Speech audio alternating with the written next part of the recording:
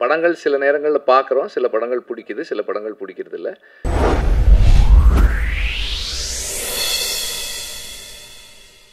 தசரதபுரத்தில் நம்ம பல்கலைக்கழகத்தில் சந்திச்சலாம் தோழர், அப்படிதான் சொல்லுவோம். அந்த தசரதபுரத்து பாலுபகேந்திரா பல்கலைக்கழகத்தினுடைய நீட்சி, தற்கால தமிழ் சினிமாவினுடைய நடமாடும் நூலகம், இவருடைய படைப்புகள் எதை எதிர்க்குது அப்படின்னு நான் ரொம்ப யோசிப்பேன். சாமி கும்புறேன் என்று சொல்வதை அல்ல, கும்புற சாமி என்று சிலரை குனிய வைப்பதை எதிர்க்கக்கூடிய படைப்புக்கு சொந்தக்காரர் இயக்குனர் வெற்றிமாறன் அவர்களை அன்போடு அழைக்கிறோம். நீங்க படங்களுக்கு வசனம் எழுதலாம், நல்லா எழுதுறீங்க. உண்மையில ரொம்ப நல்லா இருந்தது நீங்க சொன்னது. எல்லாருக்கும் வணக்கம். முதல்ல லேட்டாக வந்ததுக்கு மன்னிப்பு கேட்டுக்கிறேன்.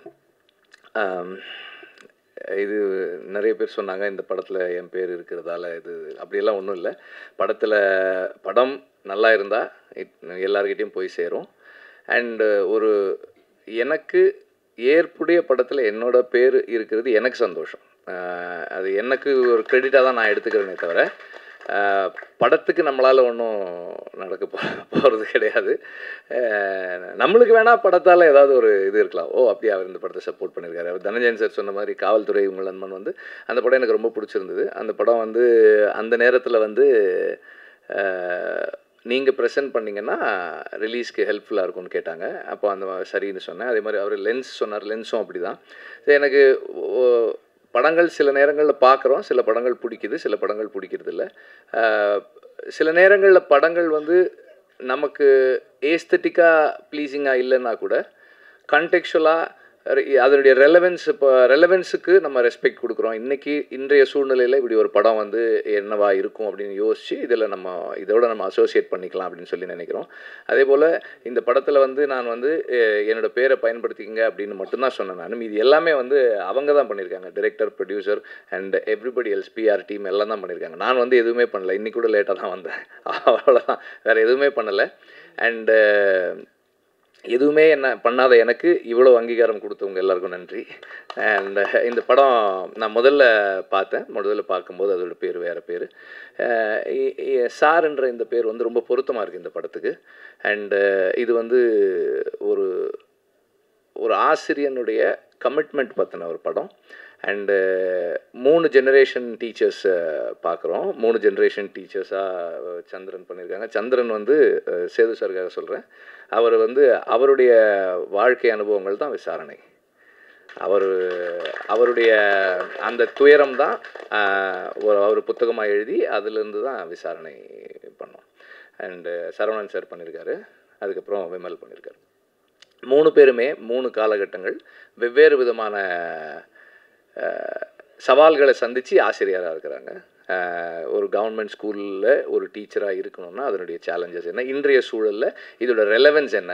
இன்றைக்கி நாம் நம்ம பள்ளிகளில் தமிழ் சொல்லி கொடுத்து அரசு பள்ளிகளை நல்லா ஃபங்க்ஷன் பண்ணக்கூடிய பள்ளியாக வச்சுக்கிறதுல இருக்கிற சவால்கள்லேருந்து இதை எல்லாத்தையுமே நம்ம உணரக்கூடியதாக இருக்குது. இந்த 3 தலைமுறை ஆசிரியர்களை பார்க்கும்போது எல்லாருமே நான் அந்த நடித்த டீட்டெயில்ஸ்குள்ளே போகலை.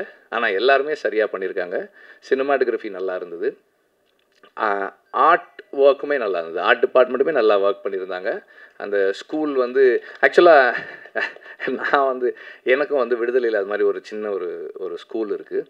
நான் இவங்க ஸ்கூல் பார்த்துட்டு நான் சொல்லிட்டு இருந்தேன், நம்ம இந்த மாதிரி பண்ணியிருக்கலாம் போல் இருக்கே, நல்லா இருக்கே இந்த ஸ்கூலு, எப்போ எடுத்தீங்க, எப்படி எவ்வளோ நாள் ஆச்சுன்னெலாம் கேட்டுட்டு இருந்தேன் நான். அந்த மாதிரி நல்லா பண்ணியிருந்தாங்க. அந்த ஒர்க் நல்லா இருந்தது.